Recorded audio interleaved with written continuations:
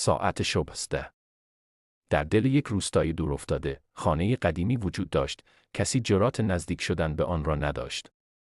مردم می‌گفتند شبها از درون خانه صدای ساعت بزرگی شنیده می‌شود، در حالی که سالهاست هیچ کس در آن خانه زندگی نکرده است. امیر، یک دانشجوی جوان تاریخ، برای تحقیق درباره افسانه محلی به آن روستا سفر کرد. وقتی داستان ساعت را شنید، کنجکاویش گل کرد و تصمیم گرفت شبانه وارد خانه شود. ساعت 11 شب بود. هوا سرد و مه‌آلود. امیر با چراغ قوه و دفتر یادداشتش وارد خانه شد. دیوارها پوشیده از خاک و تار عنکبوت بودند.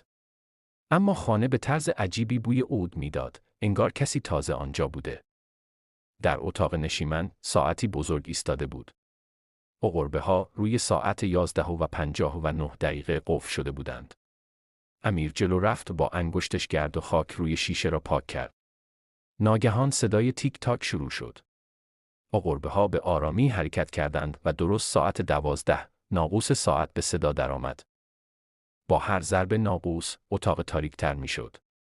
ناگهان در آینه شکسته‌ای گوشه‌ای اتاق، چهره‌ای ظاهر شد. چهره مردی با چشمانی سفید و بی‌احساس. او زمزمه کرد: تو هم مثل بقیه آمدی. اما نمی‌روی. چراغ‌قوهی امیر خاموش شد و دیگر هیچ کس او را در آن روستا ندید.